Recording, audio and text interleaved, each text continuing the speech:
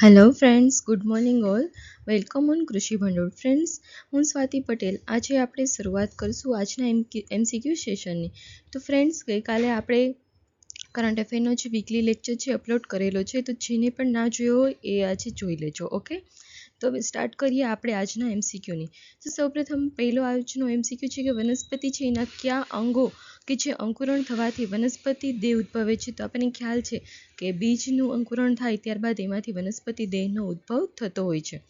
ત્યારબાદ છે સપુષ્પ વનસ્પતિમાં ફલનની ક્રિયા ક્યાં જોવા મળે છે. તો સપુષ્પ જે વનસ્પતિ છે એમાં ફલનની ક્રિયા એ બીજાશયમાં જોવા મળે છે, કે જ્યારે બીજાશયમાં ફલન થાય છે ત્યારબાદ એમાંથી છોડની ઉત્પત્તિ થતી હોય છે, અને એના અલગ અલગ ફેઝ હોય છે. એ આપણે આગળના લેક્ચરમાં બીજ સંવર્ધનમાં વ્યવસ્થિત રીતે જોશું. ઓકે, ત્યારબાદ છે નીંદણનાશક દવાનો છંટકાવ ક્યારે કરવો જોઈએ. તો કે નીંદણનાશકોનો જે છંટકાવ હોય છે તો એ જ્યારે જમીનમાં પૂરતો ભેજ હોય એ ટાઈમે કરવો જોઈએ. જો જમીનમાં ભેજ ના હોય અને આપણે નીંદણનાશક દવાનો છંટકાવ કરીએ તો એની કંઈ એટલી બધી સારી એવી ઇફેક્ટ આપણને જોવા મળતી નથી.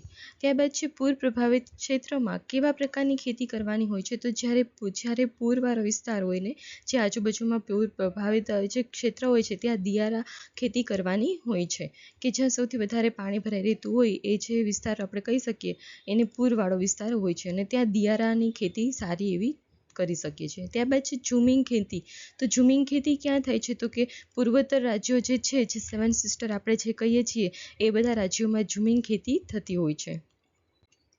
ત્યારબાદ આગળ વાત કરીએ તો કે કોને કૃષિ ઉત્પાદનનું મુખ્ય અંગ ગણવામાં આવે છે, અથવા તો એવું પણ પૂછાઈ શકે કે કોને કૃષિ ઉત્પાદનનું મુખ્ય હૃદય તરીકે ઓળખવામાં આવે છે. તો એમાં બીજ છે. બીજ છે એ મુખ્ય અંગ પણ છે અને હૃદય પણ છે, કેમ કે આપણને ખ્યાલ છે કે ખેડૂત જે વાવે છે કણ અને ભગવાન આપે છે મણ, જે કહેવત આપણે પ્રચલિત છે ને, તો એક કણ એટલે કે એક બીજ વાવીએ છીએ અને હજારો બીજ આપણને ઉત્પન્ન થાય છે, માટે આપણે એવું કહી શકીએ કે બીજ એવું મુખ્ય અંગ છે.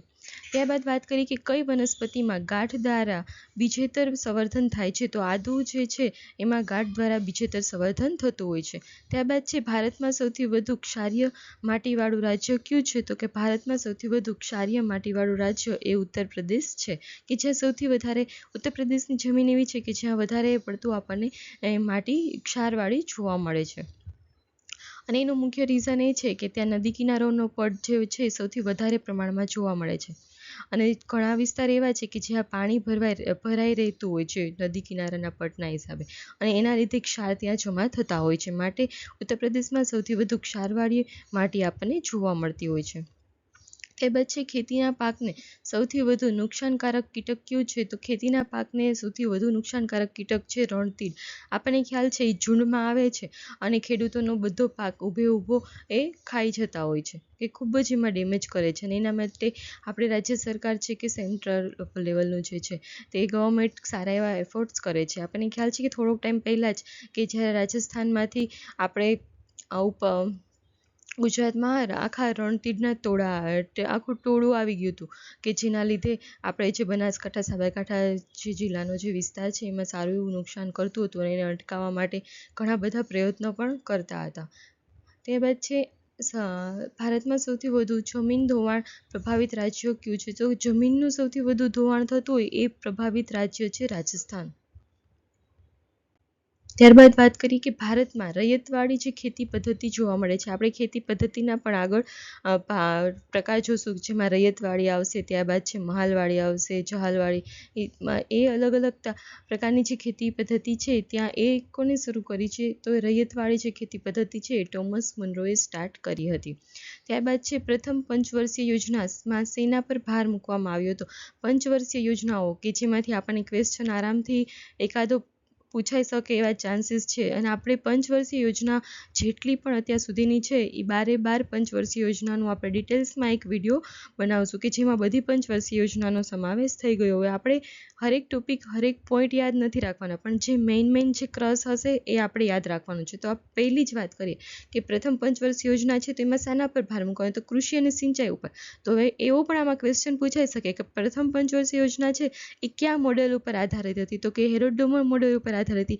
એ જ રીતે એવું પૂછાઈ શકે કે બીજી પંચવર્ષીય યોજના છે એના પર શાના પર ભાર મૂકવામાં આવ્યો હતો? તો બીજી જે પંચવર્ષીય યોજના હતી એમાં ભારતમાં ઉદ્યોગોનો વિકાસ કરવો હતો, કેમ કે જ્યારે દેશ આઝાદ થયો ત્યારે આપણને ખ્યાલ છે કે આપણો દેશ ખૂબ જ કંગાળ બની ગયો. તો અંગ્રેજોએ આપણી જે સંપત્તિ છે એ લૂંટી લીધી હતી. એના લીધે આપણા જે ભારત દેશ છે એનું મુખ્ય શું હતું? તો કે કૃષિ આપણું મુખ્ય વ્યવસાય હતું, અને એ જમાનામાં પણ કૃષિને મહત્વ આપવું એ ખૂબ જ ઇમ્પોર્ટન્ટ હતું. એટલા માટે આપણે પહેલી જે પંચવર્ષીય યોજના લાગુ પડી 1951માં, ત્યારે સૌપ્રથમ વખત આપણે કૃષિ અને સિંચાઈ ઉપર ફોકસ કર્યું હતું કે જેથી સિંચાઈની જો સારી સુવિધાઓ ઉપલબ્ધ થાય તો આપણે કૃષિ પાક સારી રીતે લઈ શકીએ. અને સેકન્ડ પંચવર્ષીય યોજના કે જેમાં ઉદ્યોગો ઉપર, કૃષિ તો થઈ ગયું, કૃષિમાંથી જે રો મટીરિયલ છે એ આપણે ઉદ્યોગોમાં યુઝ કરી શકીએ, એટલા માટે ઉદ્યોગોનો વિકાસ કર્યો હતો. અને ઉદ્યોગો, એવો ક્વેશ્ચન પૂછાઈ શકે કે બીજી પંચવર્ષીય યોજના છે કે જેમાં ઉદ્યોગો ઉપર ફોકસ કરવામાં આવ્યું હતું, તો તે કયા મોડલ ઉપર આધારિત છે? તો એમાં આવશે મહાબિલોનીસ મોડલ ઉપર, કે જેમાં મુખ્ય આધાર હતો.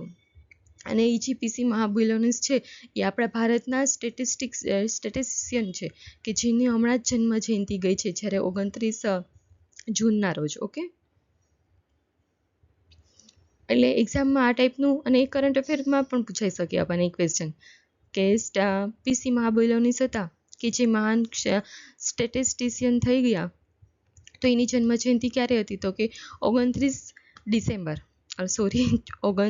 જૂન. ઓકે, ત્યારબાદ છે ભારતનો સરેરાશ વરસાદ કેટલો હોય છે? તો 1170 મિલીમીટર એ ભારતનો સરેરાશ વરસાદ આપણને જોવા મળતો હોય છે. ત્યારબાદ છે ભારતીય ફૂગ વિજ્ઞાનના જનક કોણ છે?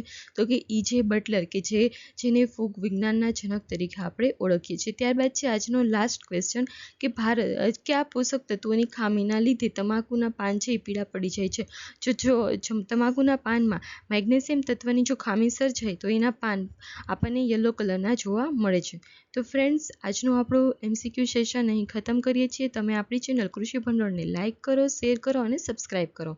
અને હા, જો તમારે કોઈને આપણે ટેલિગ્રામ ચેનલમાં જોડાવવું હોય છે, એ લોકો નવા આવે છે એ લોકોને, તો એના માટે આપણે લિંક ડિસ્ક્રિપ્શન બોક્સમાં આપેલી છે, તો તમે એનો યુઝ કરીને જોડાઈ શકો છો.